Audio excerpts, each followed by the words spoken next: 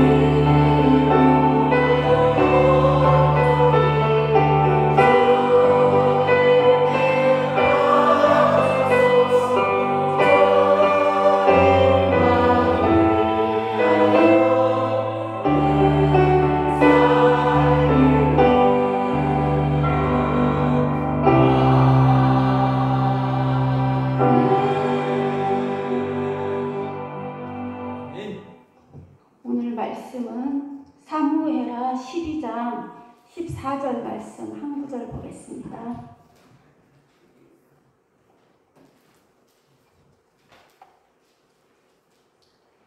사무엘하 12장 14절.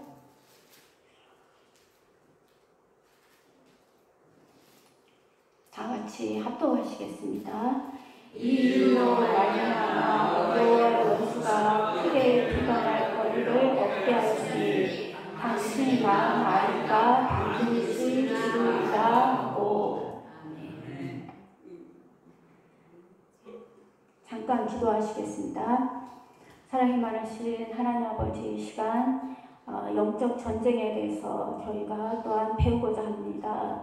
주님께서 이 말씀을 계시하여 주시옵시고 또한 저희들이 또한 이 말씀을 받을 수 있는 마음이 준비가 되게 하여 주셔서 하나님 주의 말씀을 우리의 마음판에 잘 새기고 또한 분별하여 말씀을 따라 우리가 잘 승리하는 모두가 되게 하여 주시옵소서. 감사드리며 예수님 이름으로 기도하옵나이다. 아멘. 네, 오늘 말씀은 영적 전쟁에 대한 말씀인데요. 우리가 영적 전쟁을 우리가 원한다고 하고 원하지 않는다고 안 하는 그런 건 아니잖아요. 나는 전쟁을 할 의사가 없어요. 저쪽에서 나를 공격을 해. 그러면 어떻게 해요? 우크라이나는 싸울 의사가 없었어요. 근데 러시아가 쳐들어와. 그러면 어떻게 해요? 싸워야 되잖아요. 제가 30대 때 지하철을 타고 어디를 가려고 하고 있었어요. 신앙생활을 이제 막 결혼해서 하고 있잖아요. 근데 저는 그때 당시만 해도 축사 같은 거는 분들만 하고 우리는 그렇게 그렇게 생각을 안 하고 살았었어요. 근데 지하철을 타고 이제 어디를 가려고 하는데 이제 지하철이 와야 되니까 기다리는 시간이 있을 거 아니에요. 그때 제가 그 시간에 그래 잠깐 눈 감고 이제 서서 사람들 보면 창피하니까 기차 타는데 그쪽에 딱 서가지고 눈 감고 그래 기도라도 잠깐 하자 하고 눈을 다 감았어요. 근데 웬 남자가 보이는 거예요. 우리 뉴스 할 때 보면 요 정도까지 보이잖아요. 그리고 이렇게 옷도 단정한 어떤 옷을 입고 있는 남자가 보이는 거예요. 눈을 다 감았는데 그 사람이 마음속으로 저한테 말을 하는데 그 마음이 읽어지는 거예요. 뭐라고 하냐면은 내가 너를 반드시 죽여버리고 말겠다 이러는 거예요. 그러니까 사단이 저한테 그 말을 한 거예요. 그 눈을 감았는데 딱 나타나가지고 그래가지고 제가 눈을 딱 떴어요. 그리고 이제 사단이라는 거를 직감적으로 알잖아요. 근데 너무 슬픈 거예요. 왜 그러냐면 나는 사단을 괴롭게 한 적이 없어. 나는 그냥 내 신앙생활만 잘하고 싶었어. 공적인 예배 잘 드리고 그 다음에 가족들 위해서 기도하고 교회에서 하라는 거 있으면 하고 내가 특별히 자기를 괴롭게 한 게 없단 말이에요. 근데 이유 없이 내 입장에서는 이유 없이 갑자기 나타나서 나를 죽여버리고 말겠다 이러니까 너무 슬픈 거예요. 그래갖고 지하철 거기서 눈물이 나오는 거예요. 나는 너를 괴롭게 하지도 않았는데 너는 왜 갑자기 나타나서 나를 죽인다고 합니다. 너무 슬픈 거예요. 울었어요 그때. 영적 전쟁이 그렇다는 거예요. 내 의사하고는 상관이 없어. 그냥 저쪽에서 난 가만히 있어도 저쪽에서 나를 공격해봐. 왜? 영적 전쟁은 하나님의 뜻에 하나님과 나와의 관계를 깨는 게 그들의 목적이에요. 그들의 목적. 그래서 내가 그날의 주님 얼굴을 뵙지 못하는 것, 천국 가지 못하는 것. 그게 목적이기 때문에 아무런 내가 그들을 해롭게 한 적도 없고 나는 내 신앙생활 그냥 조용히 하려고 이렇게 저는 막 이렇게 성격이 활발하고 막 이런 성격이 아니라서 앞줄에도 안 앉아요. 저는 지금 제가 앉은 것처럼 이렇게 어느 사이드 쪽으로 제일 끝에 앉았어요. 항상 집사 때도. 그리고 누가 옆에 앉는 것도 별로 안 좋아했어요. 왜냐면 옆에 앉아서 말을 걸면 말씀을 이렇게 듣는데 집중력이 떨어지니까 누가 옆에 앉는 것도 싫어했어요. 혼자 딱 앉아서 그냥 오늘 하나님 나한테 뭐라 하는가 듣고야 말겠다. 그거를 내가 나한테 주는 메시지를 알아채고 말겠다. 그런 마음으로 항상 예배를 드렸단 말이에요. 근데 자기를 괴롭게 하지도 않았는데 나를 죽여버리고 말겠다 하니까 내가 얼마나 그랬겠어요. 근데 영적 전쟁은 나의 의사하고 상관이 없어요. 그냥 저쪽에서 서로 오는 거예요. 그러니까 전쟁이란 무엇이냐? 네이버에 단어를 찾아보니까 국가와 국가 간에 이렇게 무력을 사용해서 싸우는 거 이렇게 나와요. 우리 영적 전쟁은 그것과 비슷하다는 거죠. 전쟁은 너가 죽든지 내가 죽든지 그런 심각한 문제라는 거죠. 근데 우리가 신앙생활을 시작한과 동시에 내가 인지하든 못하든 영적 전쟁은 계속 하고 있는 거예요. 근데 내가 인지하면 더 좋겠죠. 내가 말씀을 많이 보고 기도하고 성령의 인도하심에 예민하면 영적 전쟁으로 예민해져요. 근데 신앙적으로 내가 둔해지면 영적 전쟁도 하고 있어. 근데 내가 몰라. 계속 나만 당하는 거. 이렇게 된단 말이에요. 그러면은 영적 전쟁이라는 게 어떤 거를 의미하냐? 전쟁이라는 게 어떤 거를 의미하냐? 러시아가 우크라이나를 칠 때 전쟁을 했잖아요. 목적이 뭘까요? 전쟁의 목적이 뭐냐면 국가와 국가 간의 전쟁이잖아요. 그러면 한쪽이 패하면 어떻게 되냐면 이 나라가 이 나라를 이제 점령해서 이 나라를 지배하고 통치하는 거예요. 그게 목적인 거예요.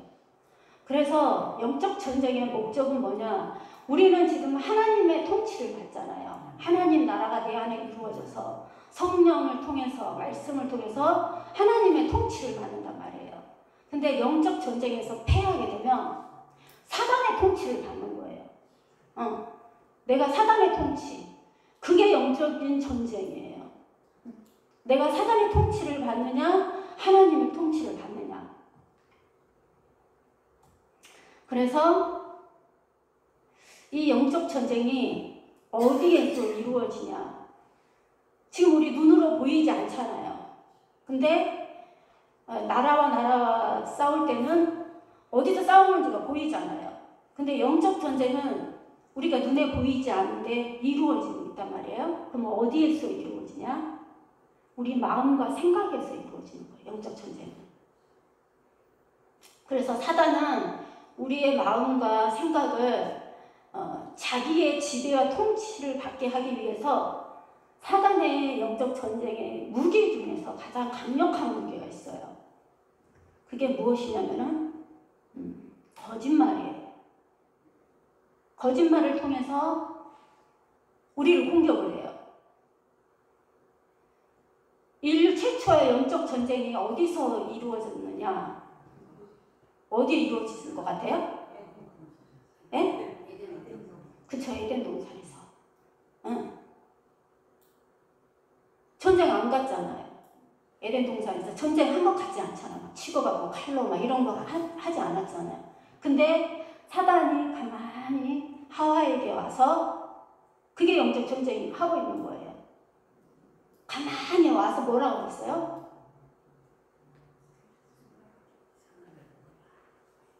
그쵸? 하나님이 뭐라고 그랬냐? 선악과에 대해서 뭐라고 그랬냐? 그렇게 먼저 말을 하죠. 그러니까 유도신문에서 딱 얘기를 하니까 그 다음에 사단이 거짓말을 하잖아요. 죽을까 하노라 했어요. 그러니까 죽지 않는다. 응? 너네들은 하나님처럼 된다. 그게 사단이 영적 전쟁을 할 때 쓰는 무기예요. 영적 전쟁할 때 쓰는 무기는 거짓말만 있는 건 아니에요. 감정적인 부분도 우리한테 충동질을 해서 해요. 근데 이제 대표적인 걸 얘기를 하는 거예요. 대표적인 거는 거짓말이다. 네. 그래서 우리 이렇게 이단이 거짓말로 해서 영혼들을 빼가잖아요. 우리 청년들, 청소년들, 청년들, 학생들 그들한테 거짓된 잘못된 가치관을 심어주잖아요. 동성애가 성소수자를 존중하는 거다. 이게 거짓말이잖아요. 이렇게 가는 거예요. 그리고 뭐 하나님은 이기적인 분이다. 왜 하나님만 신이라고 그러고 하나님만 섬기라고 그래. 이런 걸 얼마나 정말 사랑이 넘치고 논리적이고 합리적인 것처럼 들려요. 이런 거짓 어떤 이론, 거짓 가치관을 주입을 해서 그 영혼들을 하나님과 멀어지게 한단 말이에요. 우리가 믿음의 경고에 서지 않은 청소년들, 청년들, 이런 학생들이나 청년들은요, 그거 받아들여요. 근데 잠언서에는 그렇게 말을 하고 있거든요. 잘못된 교훈이 있다고 해요. 서점에 많은 책들이 있지만 그 책들이 다 진리는 아니거든요. 그 책들 중에 맞는 말도 있고 틀린 말도 섞여 있어요. 그러니까 진리 같아 보인단 말이에요. 근데 우리는 하나님 말씀을 통해서 분별을 하게 됐잖아요. 진리를 알기 때문에 분별을 해서 이제 거짓말이 속지 않는단 말이에요. 근데 사단의 무기는 거짓말로 그런 영적 전쟁을 우리와 해요. 그리고 감정적인 그런 것도 미움이나 시기 질투 이런 감정들을 통해서도 우리한테 역사를 해요. 근데 오늘 읽은 본문 말씀은 하나님은 우리가 영적 전쟁에서 승리하기를 원할까요? 패배하기를 원할까요? 그쵸? 승리하기를 원하겠죠. 영적 전쟁은 모든 전쟁은 결과가 따른단 말이에요. 어떤 결과가 따르냐면 승리하게 되면 거기를 지배하고 통치하게 돼요. 그리고 전리품을 얻게 돼요. 우리가 매일매일 순간순간의 삶 가운데서 영적 전쟁을 승리를 하게 되면 전리품을 얻게 돼요. 눈에 보이진 않아. 내가 지금 알 수는 없어. 그렇지만 나중에 다 나타나요. 그리고 점점점 내가 영적으로 강한 사람이 되어갈 수가 있어요. 근데 내가 영적으로 패배를 하게 돼. 자꾸 패배를 하게 돼. 그러면 어떤 삶의 결과가 나타나냐? 내 인생에 문제들이 생겨요. 오늘 읽은 말씀이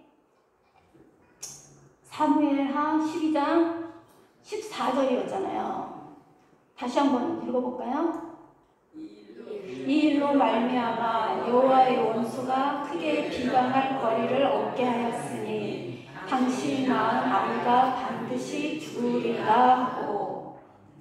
이 말씀은 어떤 말씀이냐면요, 다 아실 거예요. 다윗이 우리아의 아내 밧세바를 취하고 그 결과가 이렇게 됐다 그 뜻이에요. 근데 여기에서 중요한 말씀이 뭐냐면 원수가 크게 비방할 거리를 얻게 하였으니. 옛날 성경에는 어떻게 나오냐면요, 원수가 크게 해방할 거리를 얻게 하였으니. 영적 전쟁은 어떤 게 영적 전쟁이냐면요, 더 구체적으로 표현을 하자면은 하나님의 통치를 못 받게 하는 거라 했잖아요. 하나님의 통치는 뭐냐면은 말씀에 순종하는 거, 말씀대로 사는 거, 그 다음에 성령의 감동대로 내가 그렇게 잘 순종하는 거. 이 두 가지란 말이에요.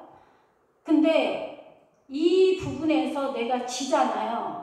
그러면 지금 다윗이 잘해왔어요. 잘해왔는데 밧세바를 취하고 난 다음에 여기서 뭐라고 하냐면 원수로 크게 해방할 거리를 얻게 하였으니. 이 말은 사단으로 하여금 다윗의 인생에 크게 문제가 생기게끔 그 길을 열어줬다 이거예요. 왜? 영적 전쟁에서 졌기 때문에.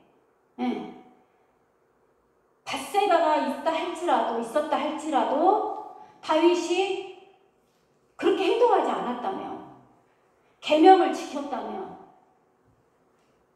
그리고 실수했더라면, 사람이 우리가 100% 살 수는 없잖아요. 그러면 내가 빨리 회개하고 자복하고 회개했으면 되는데 그 2차 죄를 또 지었잖아요. 우리 아들 최전방으로 보내서 죽게 했단 말이에요. 간접살인.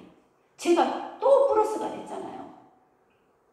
그래서 크게 해방할 거리를 사단한테 내 인생으로 하여금 사단이 내 인생에 들어와서 문제가 생기게끔 그 길을 열어주게 된 거예요. 왜? 영적 전쟁이 졌기 때문에. 영적 전쟁을 이기는 방법은 뭐냐면요, 순종하는 거예요. 말씀과 감동에 순종하는 거. 이 두 가지예요. 이것을 하기 위해서 말씀 보고 예배드리고 모든 것들이 필요한 거예요. 내가 이 순종하는 거에서 지게 되면 이렇게 문제가 생겨요. 그래서 사단이 우리 막 축사하잖아요. 내 육체에 들어와서 병으로 그게 나타나는 경우도 있어요. 병으로 나타나기도 하고. 그렇다 해서 모든 병이 사단으로 인해서 왔다, 저는 그렇게 생각하지는 않아요. 왜 그러냐면 그 전에 장경동 목사님이 텔레비에서 이제 설교를 하시는데 본인이 식사를 하는데 고깃집에서 사랑하는 종아, 비계 지방 많은 데는 먹지 말아라 그랬대요. 지방 많은 데 먹으면 어떻게 돼요? 문제가 생기잖아요. 그 고혈압이나 고지혈증이나 그렇게 생길 수 있다 이거예요. 그러니까 성령께서 먹지 말라고 한 거예요. 근데 그거를 우리가 뭐 음성은 안 들어도 사실 고기에 비계가 좀 있으면 더 맛있잖아요. 그래서 막 먹어. 그러면 나중에 병이 생긴다 안 생긴다? 생긴다. 네. 그래서 뭐 100% 제가 맞는 건지는 모르겠어요. 나중에 저희 담임 목사님한테 여쭤보시고요. 저는 그렇게 생각한다 이거예요. 근데 이제 그러니까 영적 전쟁에 내가 지게 되면 그게 지금 당장 나타날 수도 있고 10년 뒤에 나타날 수도 있고 20년 뒤에 나타날 수도 있고 그 결과들이 나타나요. 사단은 우리의 삶 가운데서 어떤 일을 하냐면 우리 보고 죄를 짓게끔 해요. 최초의 영적 전쟁이 있었던 에덴 동산에서 하와에게 무엇을 하겠어요? 하나님의 말씀이 주어졌잖아요. 선악과를 따먹지 말아라. 근데 불순종하게 했잖아요. 그게 죄고 불순종이 죄인 거예요. 말씀의 불순종, 성령의 감동의 불순종. 그래서 그렇게 불순종을 했을 때 내가 영적 전쟁에 지게 되는 거예요. 그래서 그게 바로 내가 막 나쁜 짓을 한 건 아니야. 사회 규범적으로, 도덕적으로. 그렇지만 하나님께서 저에게 만약에 오늘 누구를 돈 50만 원을 갖다 줘라 이랬어요. 나 그 돈 50만 원 하나님 저도 빠듯해요. 그리고 그 사람 내가 별로 안 좋아하는 사람이에요. 갖다 주기 싫어요. 이랬었잖아요. 이렇게 웃으시는 분들이 많지? 공감을 이렇게 많이 하시나? 그럴 수가 있잖아요. 그러면은 내가 지금 현재 뭐 크게 남한테 피해 주거나 그런 건 없단 말이에요. 근데 영적 전쟁에 내가 진 거예요. 영적 전쟁에 지게 되면 내가 받아야 될 복이 있었어. 그 50만 원을 흘려보냄으로써 나한테 하나님 500만 원 줄 계획이었단 말이에요. 그거를 못 받게 될 수도 있단 말이에요. 네. 그런 원리들이에요. 그래서 사단은 우리가 잘된 복 받는 것도 싫어하고 하나님과 친밀하게 더 가까이 가는 것도 싫어하고 영적 군사로 세워지는 걸 싫어해요. 그래서 우리한테 계속 하는 거는 죄를 짓게 하는 거예요. 그래서 결국은 사단의 목적이 무엇이냐? 요한복음 10장 10절에 도적이 오는 것은 도적질하고 죽이고 멸망시키려는 것뿐이요 내가 온 것은 양으로 생명을 얻게 하고 더 풍성히 얻게 하려는 것이다. 예. 사단은 우리의 삶 가운데서 도적질해요. 나의 평안히 살고 있는 그 삶, 다윗이 편안하게 살고 있었던 그 삶에서 도적질해요. 그래서 문제가 되게끔 만들어요. 내 삶에 문제가 생기게끔. 그리고 결국은 죽이고 멸망시키는 게 사단의 목적이란 말이에요.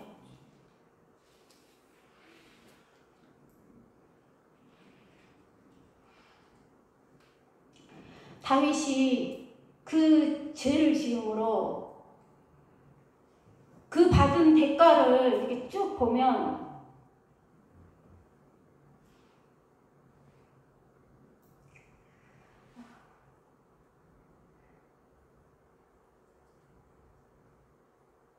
저기 사무엘하라 12장 10절부터 원수가 크게 회방할 거리를 없게 하였다 했잖아요. 그 원수가 사단이 다윗의 삶을 어떻게 회방하게 됐나? 그거가 10절부터 나와요. 12장 사무엘하 12장 10절부터 13절까지 나오거든요. 10절 같이 읽어보겠습니다. 시작. 이제 내가 나를 그러나 우리하여 아내를 빼앗아 내 아내로 삼았은즉 칼이 내 집에서 영원토록 떠나지 아니하리라 하셨고 11절이요. 또 이처럼 이르시기를 내가 내 집에 재화를 일으키고 내가 내 처소를 가져 내 눈앞에서 다른 사람에게 주리니 그 사람이 내 처로 더불어 백주에 동침하리라. 너는 은밀히 행하였으나 나는 이스라엘 무리 앞 백주에 이 일을 행하리라 하셨나이다. 나단에게 이르되 내가 여호와께 죄를 범하였노라 하매 나단이 다윗에게 대답하여 여호와께서도 당신의 죄를 사하셨나니 당신이 죽지 아니하리로다. 네. 13절에 보면 다윗이 회개했다고 나오잖아요. 그래서 여호와께서 죄를 사했대요. 그런데 이 죄 영적 전쟁에 졌잖아요. 그 대가를 치러야 안 치러요? 치러요. 그 밧세바를 아무도 모르게 밤중에 취했잖아요. 근데 다윗은 그 후처들을 백주 대낮에 백성들이 다 보는 앞에서 압살롬이 동침하잖아요. 네. 그렇게 하나님 그 삶을 원수가 해방거리를 크게 일으킨 거예요. 다윗의 삶에. 그 다음에 어떻게 됐어요? 내 집에 재화를 일으키고 11절에 재화를 일으킨다고 그랬잖아요. 재화가 뭐냐면은 칼부림 난다 이거예요. 그래서 다윗 다음 때에 왕의 자리를 놓고 칼부림이 나잖아요. 아들이 아들을 다 죽여버려. 그런 칼부림이 나요. 다윗은 우리아를 한 사람을 조용히 죽였는데 자식들끼리 서로 죽여. 그거 보는 부모 마음이 얼마나 힘들었겠어요. 다윗이. 그리고 다윗이 압살롬이 반란을 일으켜서 쫓겨나게 되잖아요. 이렇게 영적 전쟁에 지면 이런 결과가 내 삶의 사단으로 하여금 내 삶의 해방거리를 할 수 있도록 합법적으로 내가 문을 열어주게 되는 거예요. 그 영적 전쟁이 뭐냐? 죄를 짓게 하는 거라는 거예요. 에덴 동산에서 하와가 사단한테 졌잖아요. 아담이 졌잖아요. 그래서 어떻게 돼요? 쫓겨났잖아요. 거기서. 지면은 그 자리가 쫓겨나버려. 그리고 그 죄의 대가로 남자는 피땀 흘려 일을 해야 되고 여자는 수고하여서 고통 가운데 아이를 출산하며 남편의 다스림을 받아야 돼요. 이렇게 영적 전쟁의 결과는 패배했을 때 결과는 내 삶에 이런 문제들이 일으켜져요. 근데 이 영적 전쟁의 형태는 어떤 형태냐? 죄를 짓게 하는 형태라는 거예요. 우리가 영적 전쟁에 능한 사람이 되고 싶잖아요. 근데 내가 이 영적 전쟁에 이기면 나도 모르는 사이에 내가 이겼잖아요. 그럼 내가 어떻게 되겠어요? 영적 전쟁에 이기면 나 또한 전리품을 갖게 돼요. 예. 그게 뭔지는 몰라. 각 사람마다 하나님이 다 다르게 해주시죠. 그 전리품을 갖게 돼요.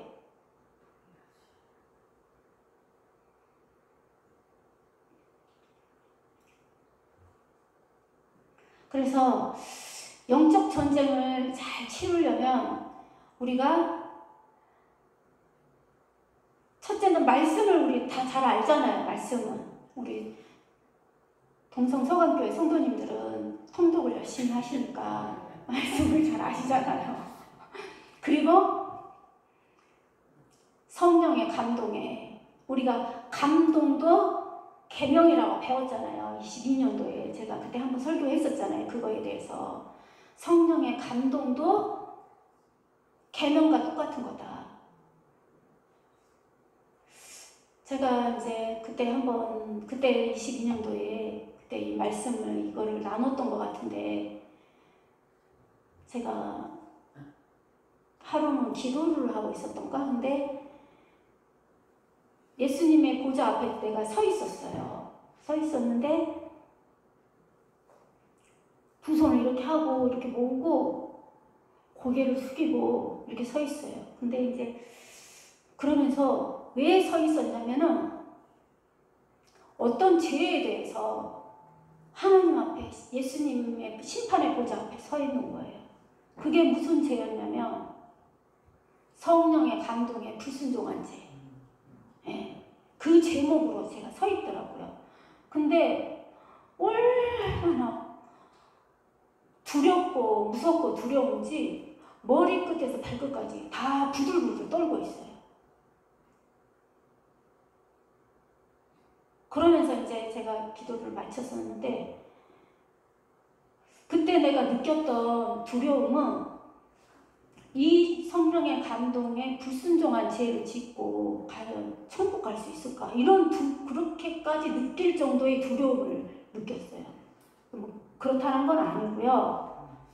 근데 성령의 감동에 불순종한 게 죄라는 걸 제가 그때 알 거예요. 그 전에는 죄라고 생각을 해보지 않았어요. 그 전에는 나도 순종하기 좋고 유쾌하게 순종할 수 있는 거는 하고 좀 하기 싫은 건 안 해도 되지 이렇게 생각을 했어. 왜? 그거는 여기 성경책에 기록되어 있는 건 아니잖아요. 그 사람마다 상황에 따라 다르게 하나님 성령님이 각자에게 요구를 하시잖아요.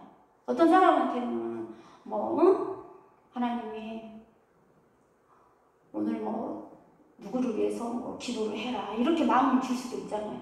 근데 나한테는 오늘 가서 화장실 청소해라 이렇게 줄 수도 있고 다 다르잖아요. 오늘은 전도를 해라 할 수도 있고 다 다르니까 내가 그래 이거는 순종하고 나도 할 수 있는 거니까 하자 이런 건 되어지는데 나한테 좀 무리가 오는 거라던가 이런 건 또 이렇게 마음이 유쾌하지 않고 하고 싶지 않은 건 안 했단 말이에요. 근데 그때 그 그림을 본 뒤로는 성령의 감동에 불순종한 게 이렇게 큰 죄구나. 제가 이제 그거를 깨닫게 된 거죠. 성경에 보면 그런 사례가 이렇게 그런 성령의 감동에 불순종한 거에 대한 이야기가 많이 있어요.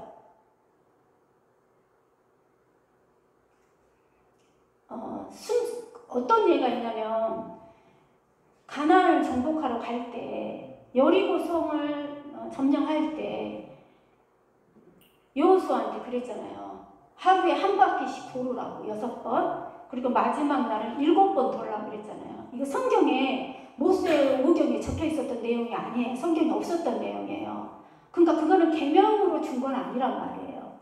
그때 당시에 여호수아한테 감동으로 주신 거란 말이에요. 지금으로 말하면 우리들한테 감동으로 주는 것처럼 감동으로 주는 건데 그거를 따랐을 때 여리고성을 점령했어요? 안 했어요?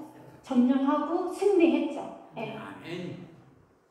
다윗이 전쟁을 치를 때마다 하나님한테 다윗은 꼭 물어요. 하나님, 지금 이 전쟁을 우리에게 붙였습니까? 붙이지 않았습니까? 물어요. 그랬을 때 다윗이 하나님이 다윗한테 주신 그 명령을 따라서 해요. 너한테 붙였다. 그러면은 가고, 그리고 뭐 전략, 전술도 주시잖아요. 뭐 이렇게 어떤 전쟁을 치를 때는 후방으로 가서 잠복에 있다가 쳐라라던가 이런 거를 준단 말이에요. 그게 감동이란 말이에요. 성령의 감동. 그걸로 그 감동 주신 대로 순종했을 때 승리한 거지. 뒤에 가서 잠복했다고 치라고 하는데 뭐 하나님이 나와 함께 하시는데 뭐 지겠냐 하고 그냥 앞에 가서 이렇게 하면은 이겼을까요? 졌을까요? 지게 된단 말이에요. 영적 전쟁은 순종으로 하는 거다. 네.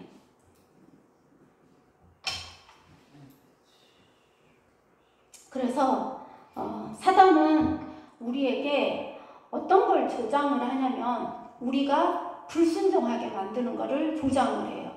그래서 말씀에도 계명에도 불순종하게 하고 성령의 감동이 왔을 때도 합리적인 생각 또는 내 감정을 이렇게 자극을 해서 그렇게 하지 못하도록 해요.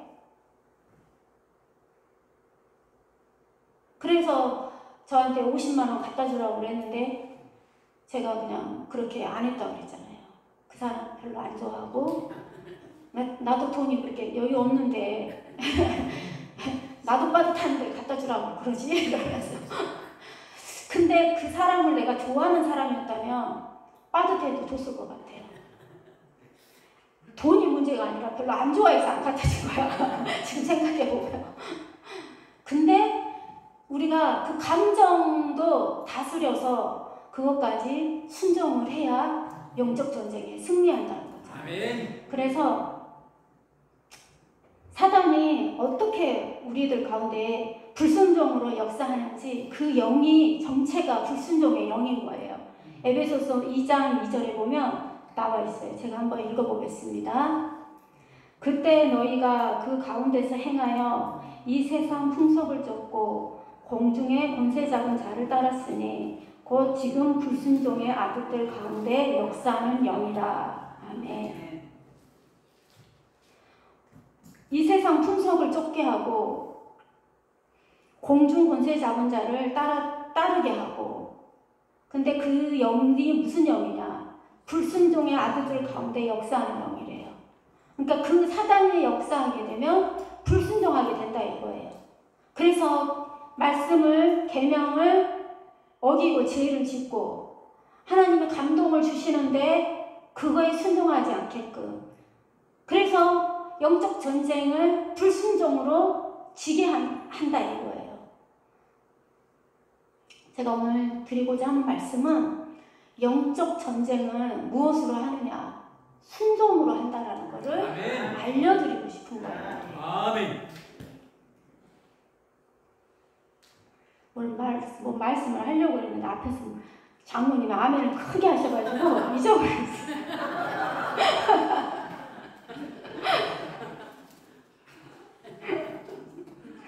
근데 우리가 이렇게 순종을 하려면은 사람은요 내가 어떤 것을 가까이 하느냐에 영향을 받게 돼요. 내가 그렇게 이제 그 환상을 보고 제가 깨달았다고 했잖아요. 정말 진짜 순종을 잘해야 되겠다. 감동 온 거를 내가 순종을 잘해야 되겠다. 정신을 바짝 차렸어요. 근데 우리 신학교 그 전도사님 동네에 좀 가까워서 친하게 지낸 전도사님이 있었어요. 그 전도사님은 감동을 내가 봤을 때 너무 안 지키고 살아.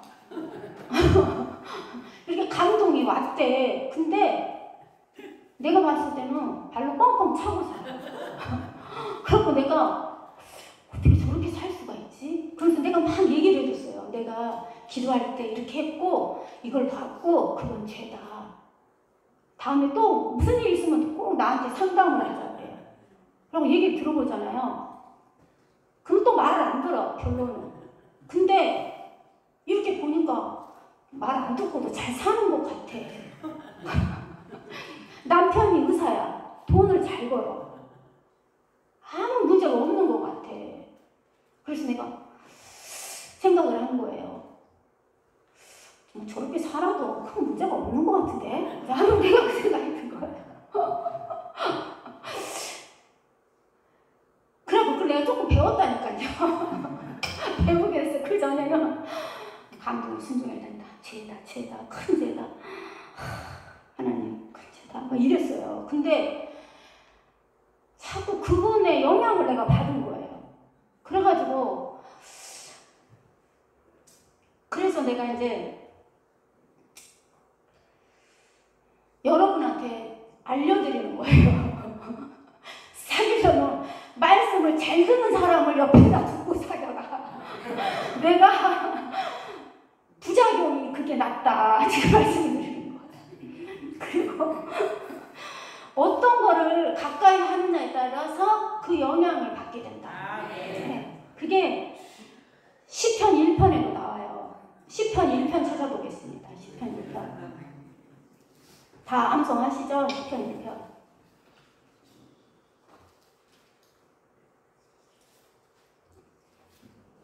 1편, 한 편 다 합독하시겠습니다. 복 있는 사람은 악인의 때를 쫓지 아니하며 죄인의 길에 서지 아니하며 오만한 자의 자리에 앉지 아니하고 오직 여호와의 율법을 즐거워하여 그 율법을 주야로 묵상하는 자라. 저는 시냇가에 심은 나무가 시절을 쫓아 갈실을 맺어 그 잎사귀가 마르지 않은 같으니 그 형사가 다 훑어내리로다.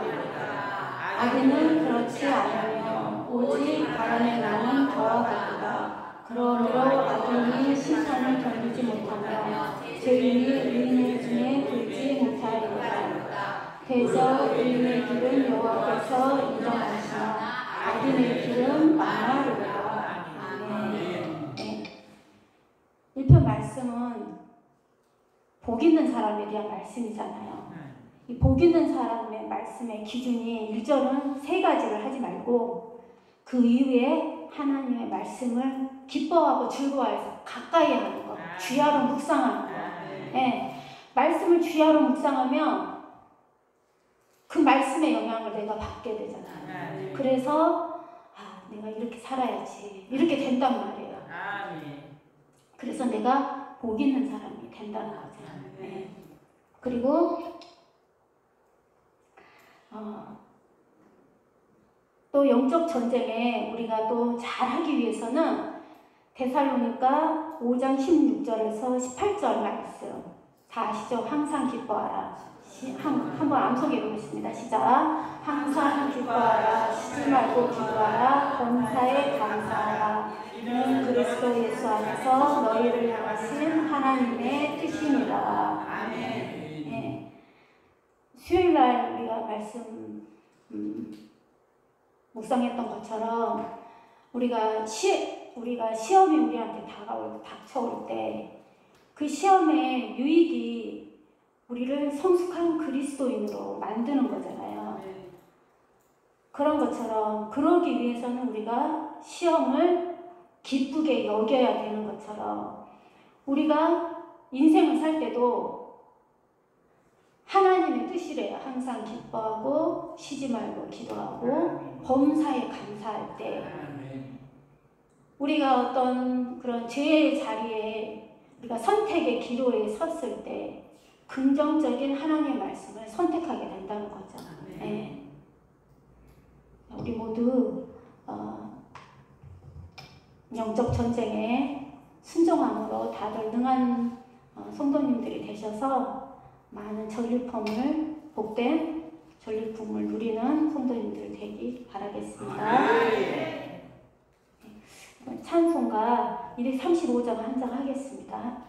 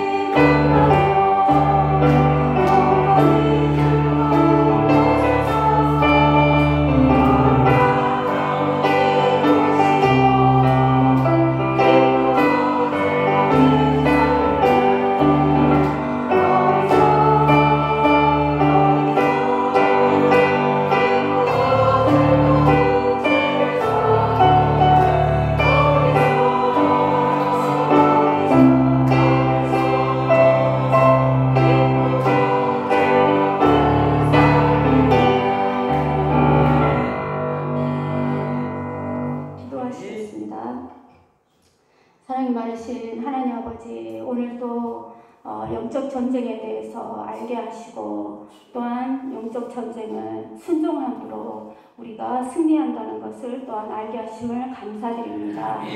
저희들 모두 우리의 삶 가운데 원수가 틈을 타 해방받는 그러한 삶이 되지 않기를 원합니다.